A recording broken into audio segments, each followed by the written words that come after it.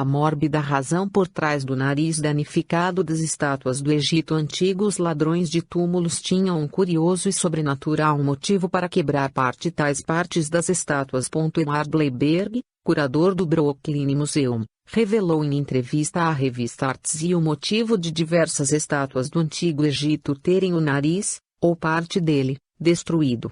Segundo o especialista, ladrões de tumbas mutilavam as obras de arte egípcias com o objetivo de matar espíritos vingativos suspendendo sua respiração pelo nariz.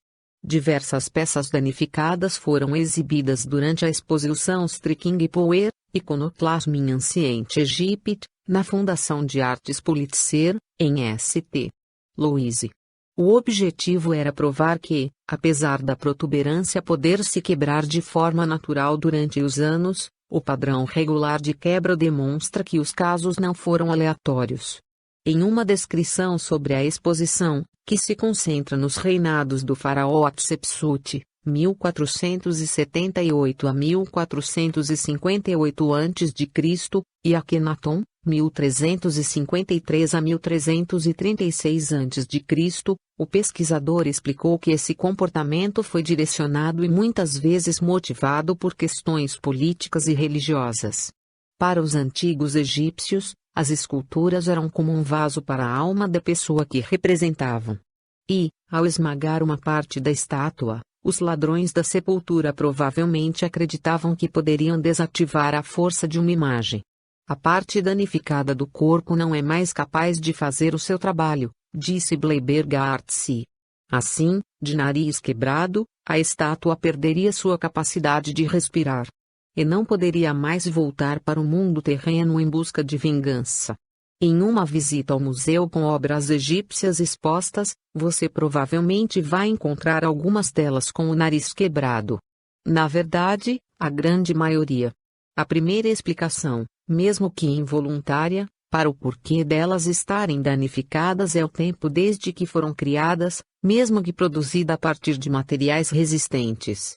O segundo pensamento pode vir por ser uma parte em alto relevo no rosto, que, teoricamente, facilmente poderia ser quebrada, tanto em consequência da exposição às temperaturas climáticas ou às locomoções feitas ao longo do tempo.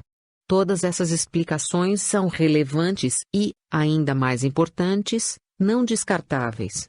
No entanto, o curador Edward Bleiberg, do Museu do Brooklyn, nos Estados Unidos, dá uma nova alternativa para o nariz quebrado: as crenças místicas dos egípcios nas épocas em que essas estátuas foram esculpidas. No livro Poder Impressionante, Iconoclastia no Egito Antigo, o estudioso percebeu esse padrão nas obras e resolveu procurar respostas, mesmo que confirmassem as já óbvias, o que não aconteceu. Isso porque, além das estátuas, as esculturas feitas em relevos planos também apresentam os narizes danificados, em contraste ao resto intacto. Uma ou duas vezes e poderia ter sido um acidente infeliz.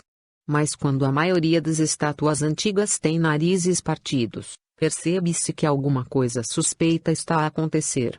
Edward Bleiberg, um curador das galerias de arte egípcias do Brooklyn Museum, admite que foi algo que não notou até um grande número de visitantes ter questionado sobre a falta de perfeição de muitas das estátuas do museu. Supondo que foi acidental, decidiu analisar o assunto mais profundamente. O resultado, construído em estudos anteriores sobre vida após a morte, está a ser apresentado numa exposição chamada Striking Power, Iconoclasm in Ancient Egypt. A consistência dos padrões onde o dano é encontrado na escultura sugere que é propositado, disse Bleiberg. Não foram apenas as estátuas as vítimas. Até os relevos em 2D mostram evidências de desfiguração deliberada.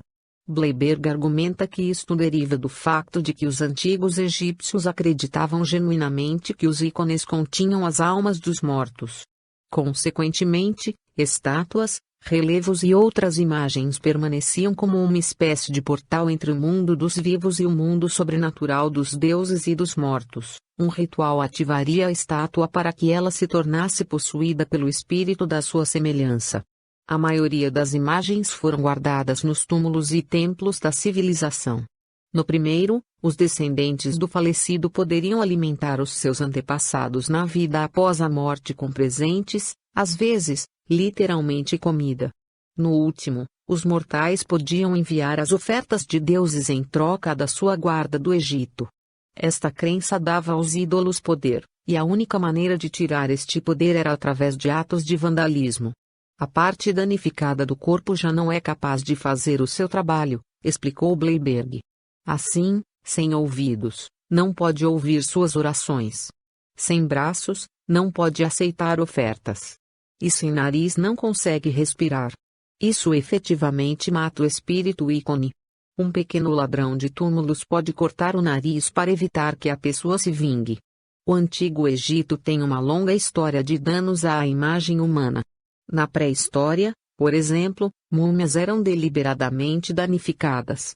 Os hieróglifos oferecem instruções que incluem a queima de efígies de cera para guerreiros que partem para lutar e os faraós disseminam decretos que ameaçam punir aqueles que chegam ao ponto de destruir a sua aparência.